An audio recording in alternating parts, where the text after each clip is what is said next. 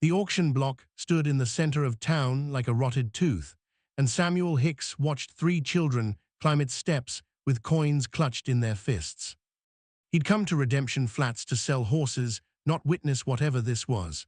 The crowd had gathered thick around the platform, miners still dusted with ore, merchants in their Sunday vests, women with market baskets hooked over their elbows. The air tasted of horse manure, and too many unwashed bodies pressed close in the September heat. Samuel stayed at the edge, one hand on his mare's neck, ready to leave. But those children. The oldest couldn't have been more than 10, a girl with hair the color of sun-scorched wheat, braided tight against her skull. She wore a dress that had been let out so many times the hem showed 4 different shades of fading. Behind her, 2 boys, brothers by the look of them, one maybe 8, the other 6. The youngest had no shoes. They climbed those steps like they were walking to the gallows. "What's this about?" Samuel asked the man beside him, a rancher by his calloused hands and the smell of cattle. "Orphans," the man said without looking away from the platform. "Edward's place. Both parents died of fever last month. Banks taking the land. Auctioneers selling off everything, livestock, equipment, the house timbers." He spat into the dust. "Guess the kids figure they got a say in how it goes." Samuel's jaw tightened. He should have left. Should have mounted his mare and ridden back to his camp outside town. But something about the way that girl held herself, spine straight, chin up, like she was carved from the same hard wood as the platform beneath her feet, kept him rooted. The auctioneer was a thin man with a voice that carried like a whip crack. He'd been selling off farm equipment for the better part of an hour, and his throat sounded raw with it. When he saw the children, his expression soured. "Get down from there," he said. "This ain't no place for." "We got money." The girl's voice cut through the crowd noise, clear and sharp. She held up her hand, and sunlight caught on the coins there. "We want to bid." A ripple of laughter moved through the crowd. Not cruel, exactly, but not kind either. The laughter of people who'd seen too much hardship to be surprised by anything, even children trying to buy back their own lives. The auctioneer's face softened slightly, but his voice stayed firm. "Girl, you can't." "How much for the house?" She didn't let him finish. "The timber, we counted our money, we got $4.32. More laughter. Samuel felt something cold settle in his stomach. "The house lot's valued at $200 minimum," the auctioneer said. "I'm sorry, but—" "Then what can we buy?" The girl's voice cracked, just slightly, and Samuel saw her younger brothers move closer to her sides. "What's $4 worth?" The auctioneer looked at the crowd, then at the papers in his hand. His expression said he wanted this over with. "There's still the pregnant widow," he said quietly, "came with the property. Edwards had taken her on as house help, but she's got no family, no place to go. Bank says she's got to be placed somewhere." Samuel's hand tightened on the mare's reins. "She's young," the auctioneer continued. "Healthy, good worker from what I'm told. Baby's due in 3 months. Starting bid is $5, but seeing as nobody's likely to." "We'll take her," the girl didn't hesitate. $4.32, that's all we got, but we'll work the rest off. "We'll." "Sold." The auctioneer's voice came quick, like he was grateful to be done with it. $4.32 to the Edwards children. Someone fetch the widow. The crowd began to disperse, already moving on to whatever came next in their day. Samuel stood still, watching as the 3 children remained on that platform, their coins now in the auctioneer's hand, their faces showing a strange mixture of triumph and terror. Because they'd just bought a person. A pregnant woman with no name called out, no family, no future. And Samuel realized he was about to watch 3 children try to survive on hope and $4 worth of desperation. The woman appeared from behind the auctioneer's wagon. She moved slowly, one hand pressed to the small of her back, the other cradling the curve of her belly. Her dress was simple homespun, clean but worn thin at the elbows. Dark hair pulled back in a bun. When she reached the platform, she lifted her eyes and looked at the 3 children who just purchased her labor, her time, her life for the next however long the law said they owned her contract. Her face showed nothing, no relief, no fear, just the blank expression of someone who'd stopped expecting anything from the world. The girl reached out and took the woman's hand. And that's when Samuel made his decision, though he didn't yet know what it would cost him. Samuel followed them, not close enough to intrude, but near, or enough to see where they went. The children led the pregnant widow down Redemption Flats Main Street, past the saloon and the general store, past the church with its whitewashed walls and the land office with its maps of parcels for sale. They walked to the edge of town where the buildings gave way to scrubland, and there, set back from the road like something ashamed of itself, stood a shanty that might have once been a chicken coop. The girl pushed open the door. Samuel watched from 50 yards away as all four of them disappeared inside. He made camp that night near Miller's Creek, where the cottonwoods grew thick and the water ran clear. But he didn't sleep. He kept seeing that girl's face when she'd handed over those coins, kept hearing the auctioneer's voice, pregnant widow, no family, no place to go. By morning, he'd saddled his mare and ridden back into town. The general store smelled of coffee and new rope, and the lye soap stacked in yellow bars on the counter. The proprietor, a man named Dennison with spectacles that magnified his eyes, looked up when Samuel entered. "Help you?" "Those Edwards children," Samuel said. "The ones at the auction yesterday, what's their situation?" Dennison's expression shuddered. "That's their business. I'm not asking to pry. I'm asking because I might be able to help." The proprietor studied him for a long moment. Then he sighed and set down the ledger he'd been writing in. "Parents died 6 weeks back. Fever took them both inside a week. The oldest, that's Clara, she's been trying to hold things together, but the bank won't wait. They took the land, the house, everything. Those kids are living in the old chicken house on the property edge because nobody's got the heart to run them off yet." He paused. "And nobody's got the means to take them in either." "What about the widow?" "Ruth Calloway, 22 years old. Husband died in a mine collapse last spring. She was 6 months along when it happened. Edwards took her on out of charity, let her work for room and board, but with Edwards gone," he shrugged. "She's got no people, no money, baby coming in November. The law says her work contract can be sold to cover debts, so that's what the bank did." Samuel felt that cold weight in his stomach again. "What happens now?" he asked. "To who, the kids or the widow?" "Both." Dennison cleaned his spectacles on his apron. "Best case, Clara finds work somewhere that'll let her keep her brothers close. The widow finds someone who'll take her on as house help and let her keep the baby." He put his spectacles back on. "Worst case, kids end up separated, sent to different families or workhouses. The widow ends up in a crib house or worse, and the baby gets taken soon as it's born."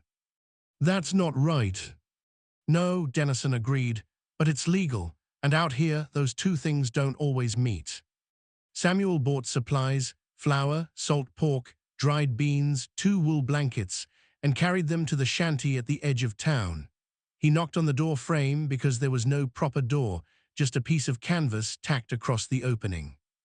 Clara appeared, and when she saw him, her hand moved to something in her pocket. A knife, Samuel guessed. "I'm not here to cause trouble," he said quickly. "I was at the auction yesterday. I brought some things." He held up the burlap sack. "Food and blankets, no strings." She didn't move to take it. "Why?" "Because you need it. People don't just give things away." "Some do." She stared at him, this girl who'd been forced to grow old before she'd finished growing tall. Then she reached out and took the sack. "Thank you," she said, and the words sounded like they hurt. Is Ruth inside?" "She's resting. Baby's been sitting heavy on her." Samuel nodded. "I'll be at Miller's Creek if you need anything else. Ask anyone in town for Samuel Hicks. They'll point you the right way." He turned to leave, but Clara's voice stopped him. "Mr. Hicks, why are you doing this?" Samuel looked back at her, at this child who'd spent her last $4 on a desperate gamble. "Because someone should," he said. He visited twice more over the next week, brought more food, a tin of kerosene for their lamp, a small bag of peppermint sticks for the boys. Each time, Clara accepted with wary gratitude, and each time, Samuel saw a little more of the strain in her face. On his fourth visit, he found her outside the shanty, chopping wood, with an axe too heavy for her arms. Ruth sat nearby on an overturned bucket, snapping beans into a pot. The two boys were nowhere in sight. "Where are your brothers?" Samuel asked. "Working," Clara said between axe strokes. "Daniel's hauling water for the livery. Thomas is sweeping at the saloon." She brought the axe down hard, and the log split clean. "They each make 10 cents a day. It's not enough, but it's something." Samuel watched her work, watched the way her hands blistered, the way Ruth's face went pale and drawn with each passing day. "You can't keep this up," he said quietly. Clara drove the axe into the stump and turned to face him. "What choice do we have?" And Samuel had no answer. That night he lay awake in his bedroll and stared at the stars through the cottonwood branches. He'd come to Redemption Flats to sell horses and move on. That was what he did, drifted from town to town, never staying long, never putting down roots. He had his reasons, good reasons. But those children, that widow with her swollen belly and empty eyes. He thought about Clara's question, "What choice do we have?" And he realized the question wasn't just for her. By the time the sun rose, Samuel had made his decision. It was probably foolish, definitely complicated, but it was the only choice he could live with. He rode into town at first light and found the land office just opening its doors. "I want to buy the Edwards property," he told the clerk. The man blinked at him. "It's not for sale. Bank's holding it for auction next month."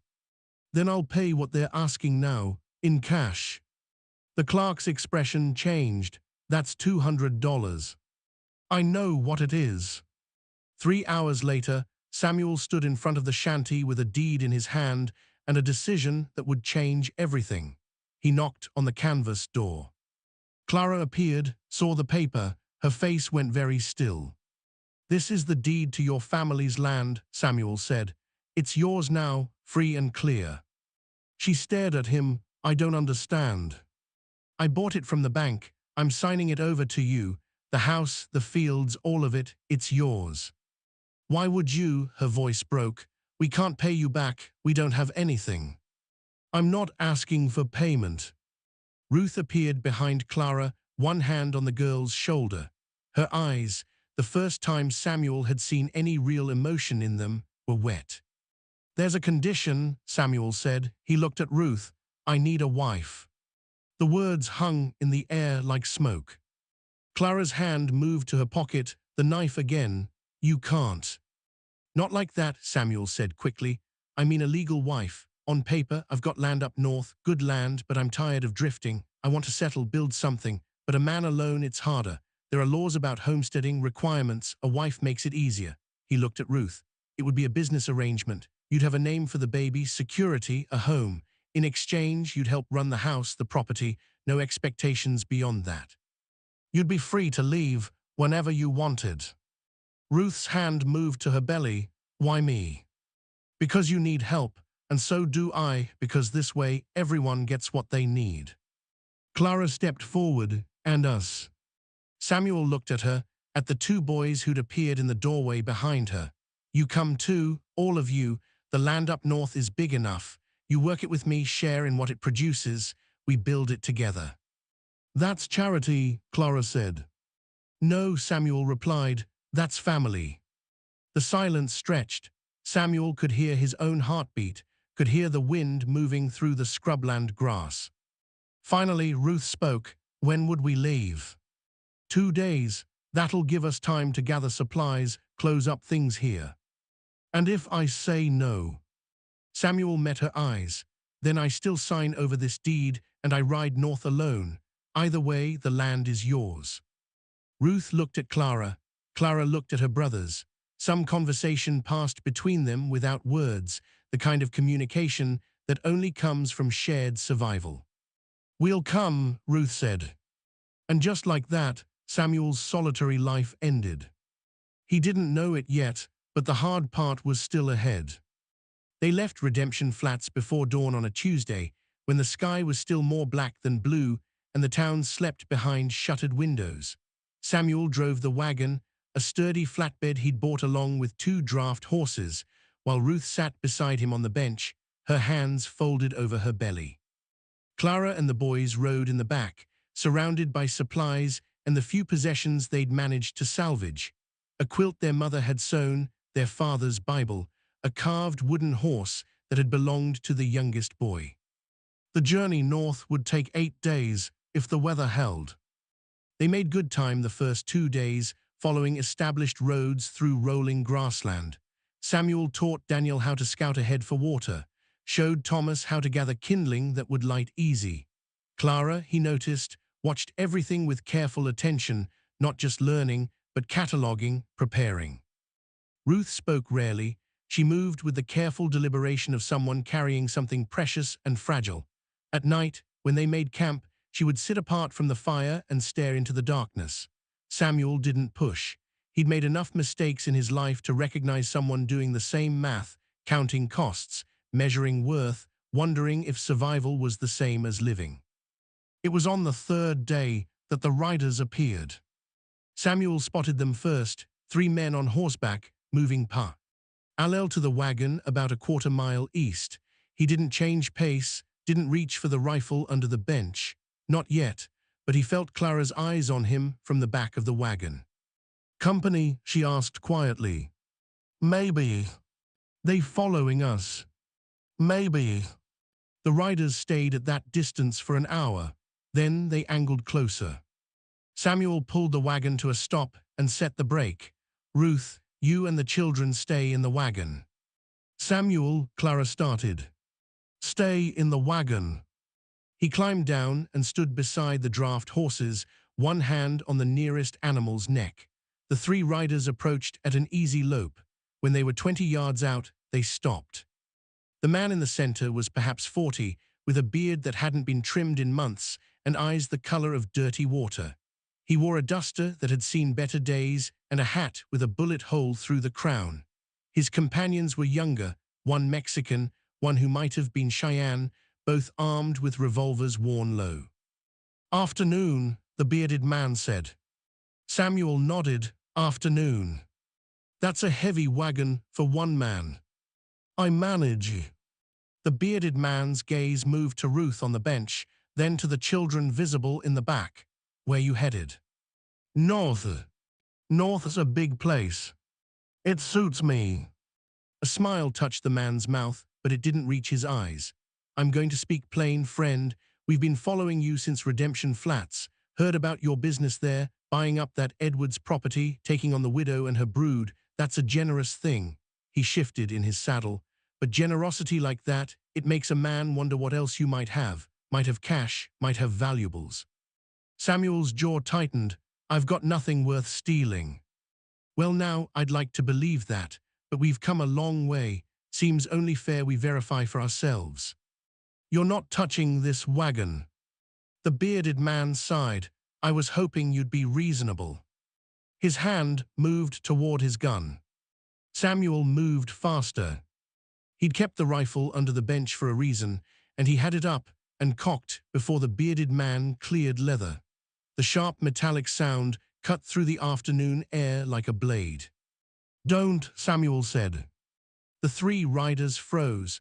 The bearded man's hand hovered over his revolver. His companions looked to him for guidance. "You're making a mistake," the bearded man said slowly. "No, you are. This wagon's under my protection. That means the woman and the children are under my protection. You want to test that? We'll test it. But I promise you won't like the outcome." The silence stretched. Samuel could hear his own breathing, could hear Ruth's sharp intake of breath from the wagon behind him, could hear one of the draft horses stamp nervously. The bearded man's eyes narrowed. "There's 3 of us. And only one of me needs to survive this conversation." Samuel's voice stayed level. "I'm betting that'll be me.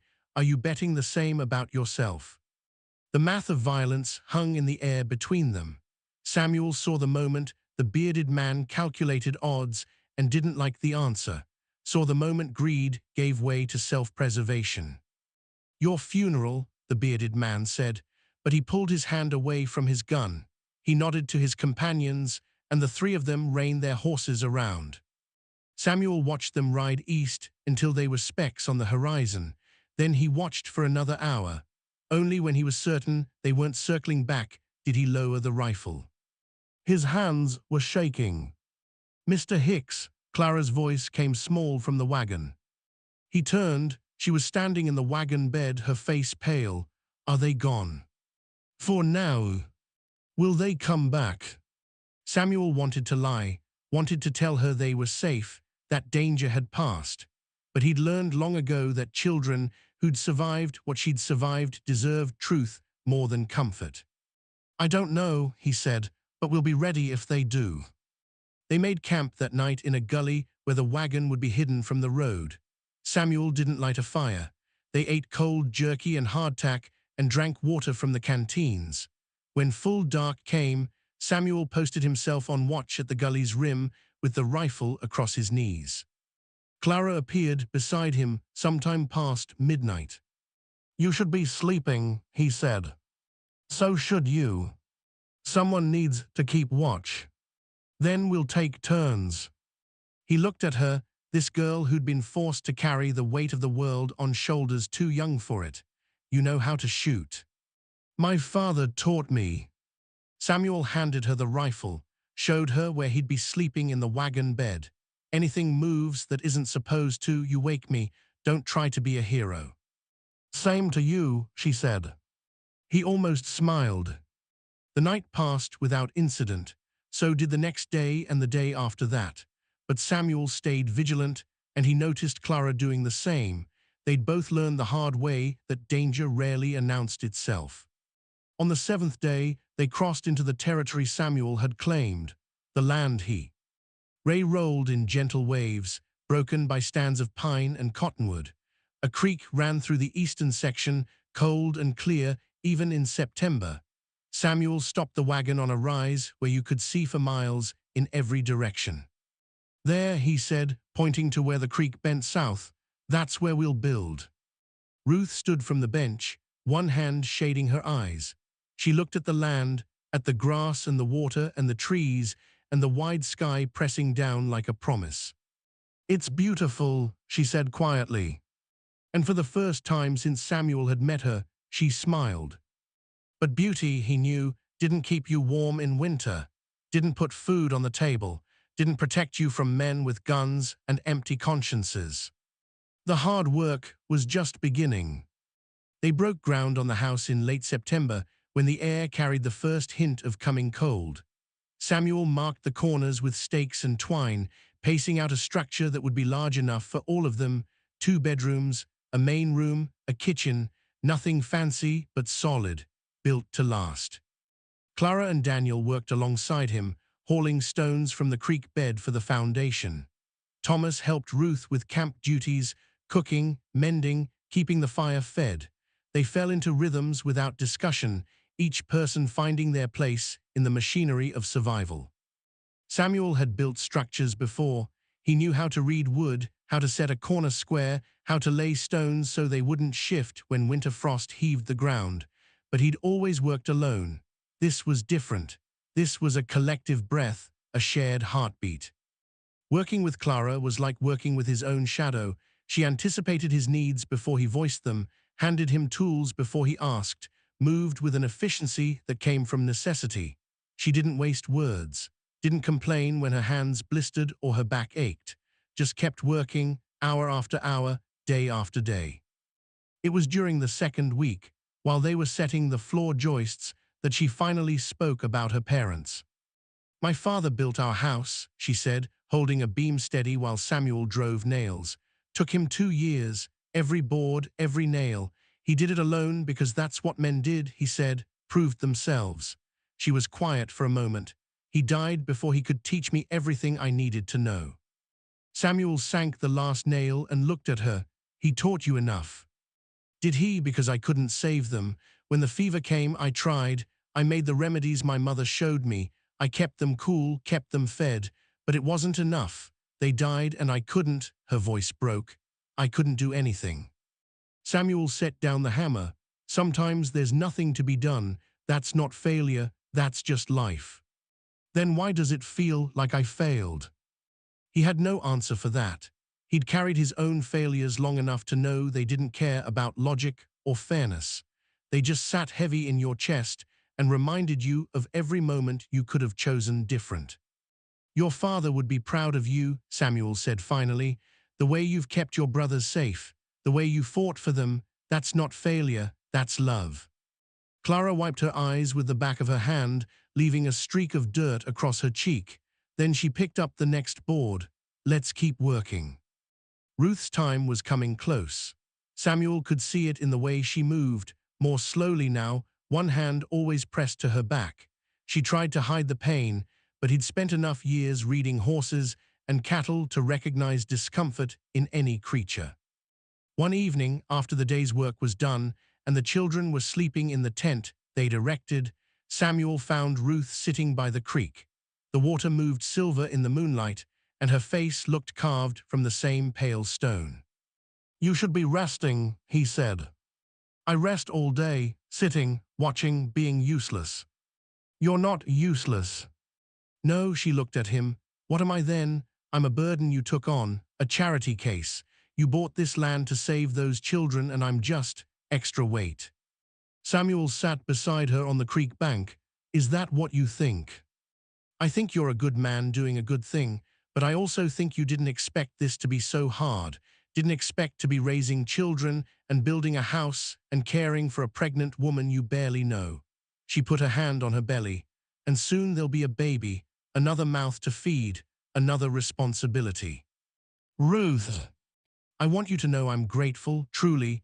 You saved my life, saved this baby's life, but I also want you to know that I understand this isn't what you wanted. You wanted a simple arrangement, business, and I've made it complicated." Samuel watched the water move past his boots. "You want to know what I wanted?" he said quietly. "I wanted to keep drifting, wanted to avoid responsibility, avoid connection, avoid every damn thing that might make me feel something. Because feeling things, caring about things, that's how you get hurt." He picked up a smooth stone and turned it over in his palm. "My wife died 7 years ago, childbirth, baby didn't make it either. I was 25 years old, and suddenly I was alone. I told myself I'd never do that again, never let anyone close enough to hurt me like that." Ruth was silent beside him. "Then I saw those children on that auction block," Samuel continued. "Saw you standing there with your belly full of life and your eyes full of nothing, and I realized something." He looked at her. "Running from pain doesn't stop it, it just makes you empty, and empty is worse than hurt." "So you bought us," Ruth said softly, "saved us to save yourself. Maybe, or maybe we're saving each other." She reached out and took his hand. Her fingers were rough from work, warm despite the October chill. "This baby," she said, "when it comes, I don't know if I'll survive." "You will. Women die in childbirth, it happens. Not to you. You can't promise that. I can promise I'll do everything in my power to make sure you're both safe, that this child has a mother and a home and a future." He squeezed her hand. "And I can promise you're not alone, not anymore." Ruth was quiet for a long time. Then she said, "My husband's name was Thomas, same as the youngest boy. He was a good man, worked hard. We were going to have a farm, children, a life. Then the mine collapsed and he was gone just like that.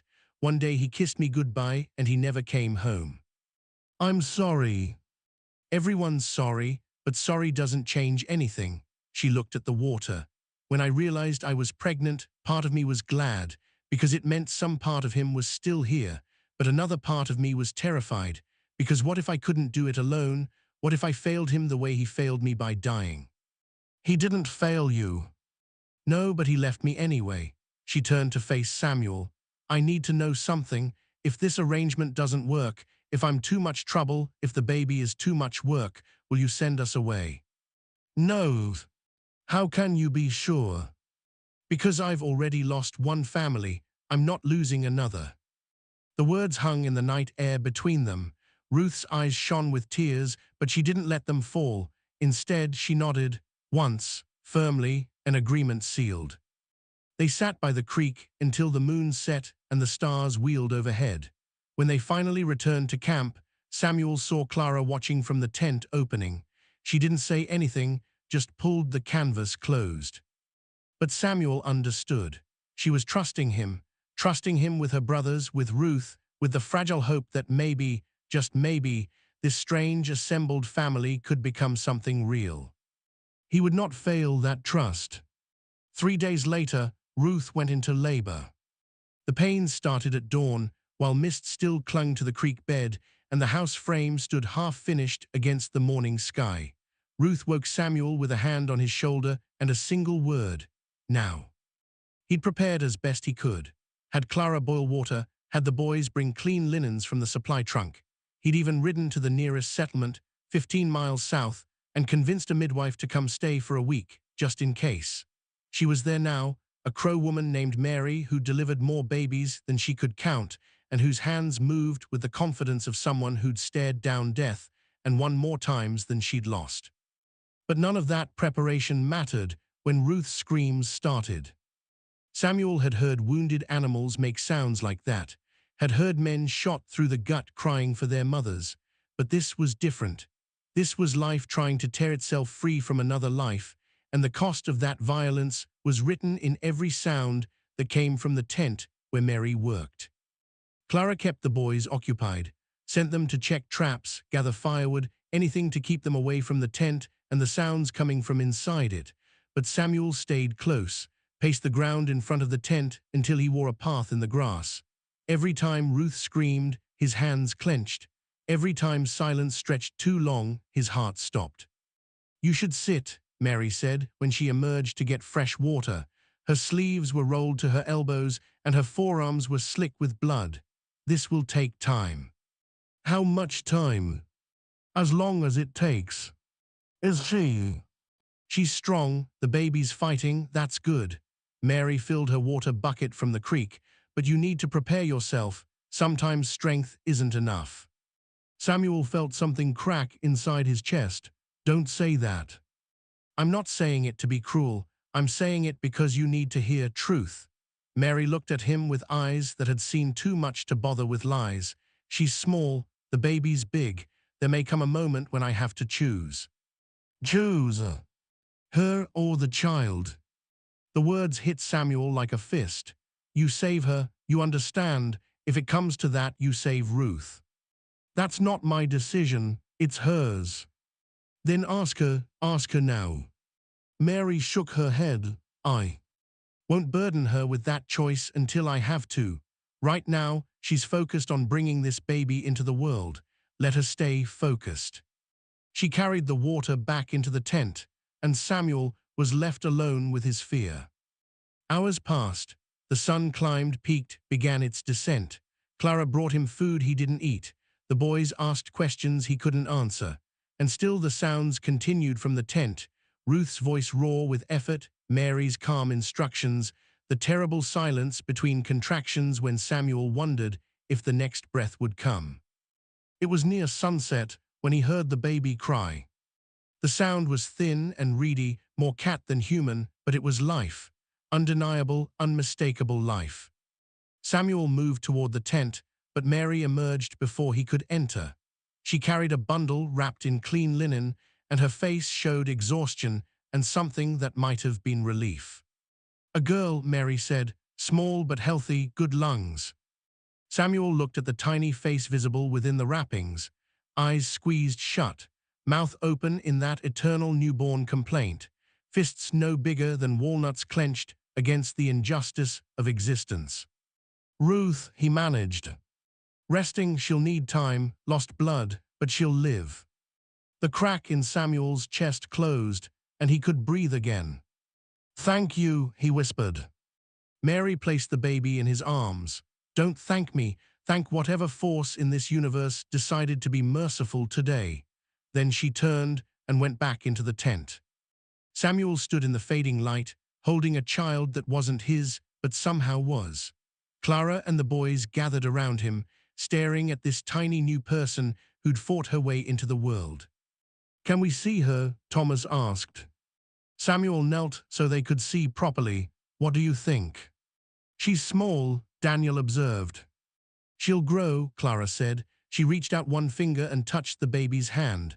Impossibly, those tiny fingers closed around Clara's, gripping tight. She's strong. Like her mother, Samuel said. The baby made a sound, not quite a cry, more a statement of presence. I'm here, it seemed to say. I exist. Deal with it. Samuel smiled. She's going to be trouble. Good, Clara said. We could use more trouble. Ruth recovered slowly. Mary stayed 2 weeks, teaching Clara how to help with the feedings, how to watch for fever, how to change the bandages when bleeding continued. Samuel finished the house, working late into the nights while Ruth slept, and Clara watched the baby. They named her Sarah, Ruth's choice, her mother's name, she said. By the time the first snow fell in November, they'd moved into the house. It smelled of fresh-cut pine and wood smoke and the indefinable scent of new beginnings. Samuel had built a cradle for Sarah, carved with patterns he remembered his own father making. Ruth placed the baby in it and stood for a long time, just watching her sleep. I never thought I'd have this, she said quietly. A home, safety, a future for my daughter. You have it now. Because of you. Because we all fought for it. Samuel put his hand on her shoulder. That's what family does. Ruth looked at him. Is that what we are, family? If you want to be. She turned and took his hand. I want to be. They married that winter in front of a justice of the peace, with Clara and the boys as witnesses and Sarah sleeping in Mary's arms. It was a simple ceremony, no flowers, no music, no guests, just words spoken in a cold office and signatures on paper. But when Samuel slipped the ring on Ruth's finger, a thin band of silver he'd commissioned from a traveling metalsmith, it felt like a promise that mattered more than any church blessing. The years that followed were hard. Samuel broke his arm during the spring planting. Clara caught pneumonia and nearly died. The winter of '87 was brutal and they lost half their livestock. But they survived. More than survived, they built something. Daniel grew tall and quiet, took over managing the horses. Thomas became the scholar, reading every book Samuel could trade for or buy. Clara married at 19 to a teacher from the settlement, but she and her husband built a house just 3 miles down the creek, said she couldn't imagine being far from family. Ruth had 2 more children, a boy named Samuel and a girl named Grace. Sarah grew into a fierce, stubborn child who climbed trees and caught snakes and asked questions that had no easy answers. And Samuel learned what he should have known all along, that family wasn't something you were born into.